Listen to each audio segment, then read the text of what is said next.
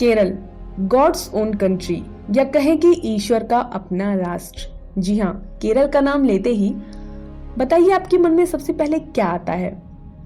भाई अगर मैं अपनी बात करूं तो मुझे तो लौंग इलायची की महक सी आने लगती है और मन झूम उठता है, मानो प्रकृति के बीच होने का आभास होता है।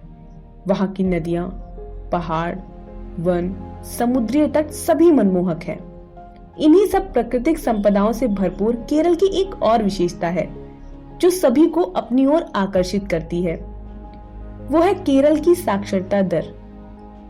आपकी जानकारी के लिए बता दें, ये भारत का दूसरा सबसे शिक्षित राज्य माना जाता है।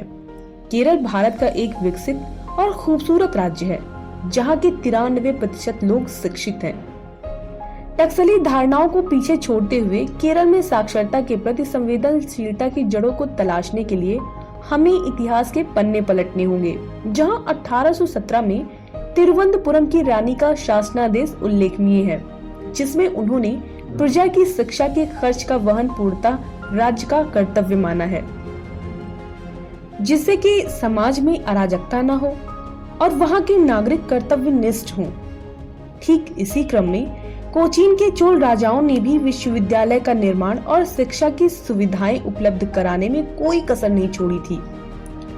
केरल का शिक्षा के मामले में देखा जाए तो पौराणिक काल से ही धनी रहा है और फिर ईसाई मशीनरियों ने भी वहां अपनी जड़ें जमाई, जिससे कि शिक्षा को समाज के हर स्तर तक पहुंचा दिया।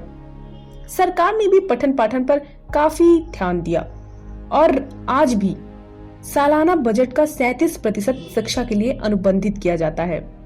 और सबसे बड़ी बात कि वहां के लोग भी काफी जागरूक हैं और इसीलिए यूएन के मानकों के अनुसार केरल सन 1971 में ही 91% साक्षरता के साथ पूर्ण साक्षर राज्य बन गया था।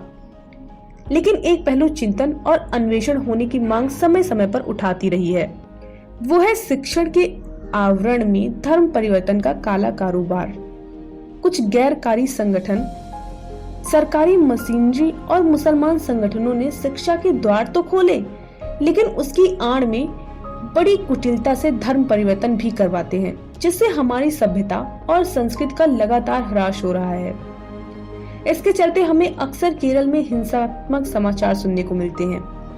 कई बच्चे तो ऐसे हैं जो प्रशिक्षित तो होते हैं, लेकिन बाद में सूचना आती है कि वे अंतर्राष्ट्रीय आतंकी संगठन ISIS आदि से जुड़ गए हैं और ये बहुत ही हृदय विदारक है। शिक्षा अत्यंत आवश्यक है, इसमें कोई शक नहीं है, किंतु वैचारिक आतंक का बहिष्कार होना ही चाहिए। इसलिए ये निष्कर्ष निकलता है कि शिक्षा होने में और साक्षर होने में एक बहुत ही नाजुक और महीन रेखा है, लेकिन इस तथ्य को हम जितनी जल्दी समझ जाएं उतना ही भला है।